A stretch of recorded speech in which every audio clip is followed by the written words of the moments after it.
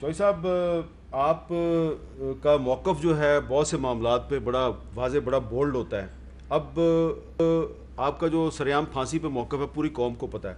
वज़ीर-ए-आज़म इमरान खान साहब ने सरेआम फांसी की हमायत कर दिया है। वो कह रहे हैं कि ज़्यादती के जो मुल्ज़मान हैं इनको नामर्द भी बना देना चाहिए। तो अब आपकी राय क्या है? देखिए, पहली बात तो यह है कि वज़ीर आज़म साहब का जो बयान है या ओवरऑल जो है, ये एक्सप्रेशन है गुस्से का, और लोग लेजिटिमेटली गुस्से में हैं। उसकी वजह यह है कि जो वाक़या हुआ है और वाक़यात की एक कतार है जो हो रही है। लेकिन मसला क्या है? मसला ये है कि आप सज़ाओं पे तो तब बहस करें जब मुल्ज़मान पकड़े जाते हों और उनको सज़ाएँ हो रही हों। अगर तो हमारा कन्विक्शन रेट हो ना 80% और 85%, फिर हम कहें कि नहीं, ये सज़ाएँ जो हैं वो कारआमद नहीं हैं, इनको सख्त बनाने की ज़रूरत है। यहाँ पे एवरेज जो रेप है वो 5,000 केस रिपोर्ट हो रहे हैं और कन्विक्शन रेट हमारा 5% है। इसका मतलब यह है कि लोग तो पकड़े ही नहीं जा रहे हैं और उनमें कन्विक्शन हो ही नहीं रही है। लिहाजा पहले तो ये बहस होनी चाहिए ना कि हम इसको प्रिवेंशन में कैसे जाएं और हम फिर इनको पकड़ें कैसे। जो अभी भी अगर आप उठा करके देखें तो ये फॉर एग्जांपल अगर लाहौर का केस है, हो ये रहा है कि केस होता है, हम हफ्ता 2 हफ्ते गुस्सा करते हैं, बड़ी एक दूसरे को गालियां निकालते हैं और जी लटका दो, इसके एज़ा काट आज दो, कराची में एक और केस हो गया। और फिर हम इंतज़ार करते हैं अगला कब होगा और फिर हम दोबारा बहस शुरू कर देते हैं। जब तक देखिए, और इसका सलूशन जो है ना, अगर फांसी सलूशन होता तो जैनब के कातिल को तो 2 हफ्ते में फांसी हो गई थी।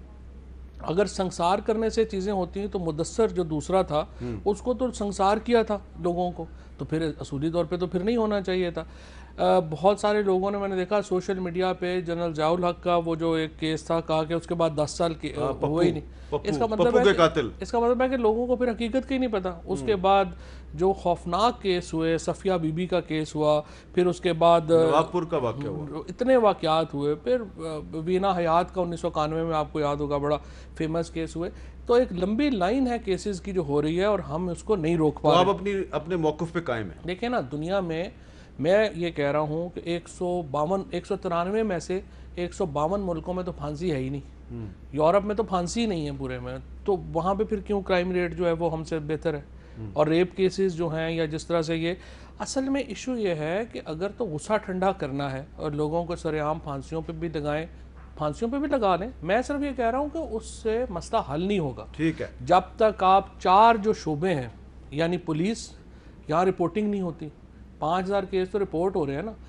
190 केस है पिछले साल सिर्फ पंजाब में गैंग रेप का, लेकिन ये वो केस हैं जो रिपोर्ट हो रहे हैं। यहाँ पे रिपोर्ट तो हो ही नहीं रहे हैं। जब तक, और रिपोर्ट क्यों नहीं हो रहे हैं, लोग फिर कहते हैं कि पुलिस वालों के पास जाएंगे, वो फिर वही आगे से कहेंगे कि पेट्रोल क्यों ख़त्म हो गया था। जब आप इस तरह से जो विक्टिम है उसको हम ट्रीट करेंगे, जब फिर उसके बाद अल्टीमेटली, ये जिस तरह ये केस हुआ है आबिद का, अल्टीमेटली सुलह हो गई है। सुलह कैसे हो सकती है इस केस में? सुलह कैसे हुई? सुलह ऐसे हुई होती है ना कि जब पहले तो देखें, आपने पहले तो जिस्म का बोझ उठाना पड़ा, फिर उसके बाद जब सोसाइटी के, पुलिस के, मेडिकल लीगल वालों के, ये सवाल फिर रूह का बोझ बन जाते हैं। फिर आपने जिस्म के बाद रूह का बोझ उठाया और उसके बाद 2 साल आप जज साहब के बाद धक्के खाते रहे, और तीसरे साल फिर जहन दिल को यही कहेगा ना कि दफ़ा करो, जो सुलह है करो, जान छुड़ाओ, इससे किस खाते अच्छा, में पड़े। एक और भी इशू है जो ये है कि जी नामर्द बनाने की तजवीज़ भी है। तो आज़ाद कश्मीर में तो इस पर पिछले साल कानून साजी हो गई है। तो हमने वज़ीर आज़म आज़ाद कश्मीर से पूछा कि इस कानून की क्या तफसील, ज़रा सुने, वो आपको बता रहे हैं।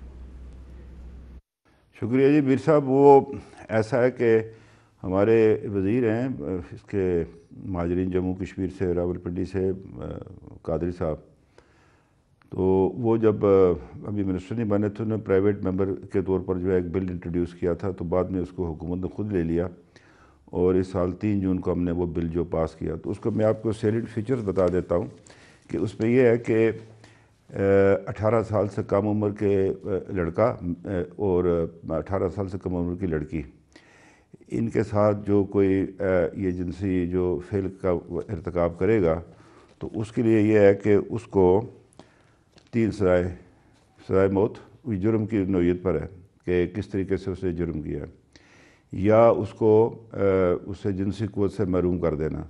ये ऑपरेशन से भी हो सकता है और अगर उसकी जान ख़तरे में हो तो फिर उसको जो है ना अद्वियात दे के किया जा सकता है। और अगर कोई अटैम्प्ट करेगा तो उसको भी 10 साल की सज़ा है। तो अभी इस कानून के बाद सिर्फ एक केस आया है, वो उसमें है, अभी तफ्तीश हो रही है। और ये जो है ना, ये बरारा सेशन कोर्ट में चलान होगा, किसी नीचे वाली अदालत में नहीं होगा।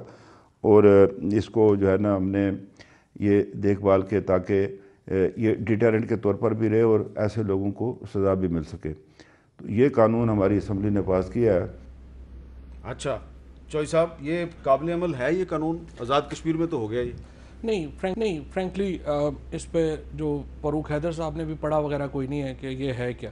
पहली बात तो ये है कि मैं आपको बताऊं, जो कैस्ट्रेशन है ना, जो मैंने पढ़ा है, ये अमेरिका के कुछ रियासतों में और नॉर्वे वगैरह में ये केमिकल कास्ट्रेशन का लॉ है। वो पहली शर्त उसकी ये है कि वो वॉलंटियर होना चाहिए। अब वॉलंटियर होने में क्या है कि ये इसमें प्रॉब्लम जो जो जो इस पर अमल कैसे होता है, अमल ऐसे होता है कि कैंसर की कुछ बड़ी हैवी ड्रग्स हैं जो बेसिकली तो कैंसर में यूज़ होती हैं, बट उनका एक साइड इफ़ेक्ट ये है कि उससे आपका जो कास्ट्रेशन है वो हो जाती है, जिनसी ताकत जो है वो ख़त्म हो जाती है। वो दवाई जो है वो हर 3 माह के बाद उसको दिया जाता है। और ये ज़्यादातर वॉलंटियर वहाँ पे करते हैं जहाँ बड़ी लंबी सज़ाएँ हैं कैद की। वो पैरोल पे रिहाई के लिए वो लोग जो अक्यूज़ड है वो वॉलंटियर करता है कि जी मुझे आप कैस्ट्रेशन कर दें, लेकिन मुझे आप रिहा कर दें। वहाँ पे फिर पहली शर्त यह है कि आपके पास रजिस्ट्री होती है क्रिमिनल्स की, जो हर 3 महीने बाद पुलिस के सामने पेश होगा। पुलिस की एडमिनिस्ट्रेशन में वो ड्रग जो है वो उसको जो है वो एडमिनिस्टर की जाएगी। और वॉलंटियर होनी चाहिए, नॉन वॉलंटियर तो है नहीं। अभी मुझे जो है इसके ऊपर जो फ्रेंकली अभी तक मैंने जो पढ़ा है, मुझे नहीं लगता कि ये इस पे आसान अमल होगा, क्योंकि अदरवाइज़ तो फिर जो है वो उसका वो बेसिक ह्यूमन राइट्स में आ जाएगा। लेकिन दूसरी बात जो है वो ये है कि दोबारा मैं ये आपसे कहूँगा कि सज़ाओं का मामला तो तब आए जब लोग पकड़े जाएं।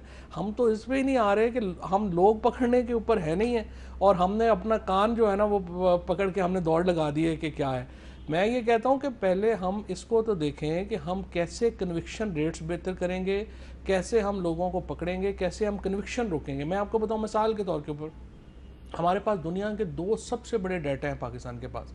हमारा हर मोबाइल फ़ोन जो है वो हमारा फिंगर प्रिंटेड है। हम 20 करोड़ लोगों को आईडी कार्ड जारी करते हैं। अगर यही 2 डाटा हम अच्छे तरीके से इस्तेमाल कर लें तो आप यकीन करें यहाँ पे जो रेप है वो एलिमिनेट हो सकता है, और अगर एलिमिनेट नहीं हो सकता तो बहुत कम तो हो ही सकता है। फिर जो हमारा रजिस्ट्री है, पुलिस रजिस्ट्री, आप ये देखें ना, ये जो एक्यूज़ है ये 2 साल पहले भी रहा हुआ है, हमें पता ही नहीं है यहाँ की पुलिस को। जब तक आप क्राइम रजिस्ट्री ना बनाएं, जब तक आप कन्विक्शन ना हो, जब तक आपका जो तफ्तीशी अफसर है वो आपके साथ एक हमदर्दी ना समझे, आप इस जुल्म ना समझे, उस वक्त तक आप सज़ाओं पे तो बाद में पहुँचेंगे। पहले आप पकड़ें तो सही लोगों को।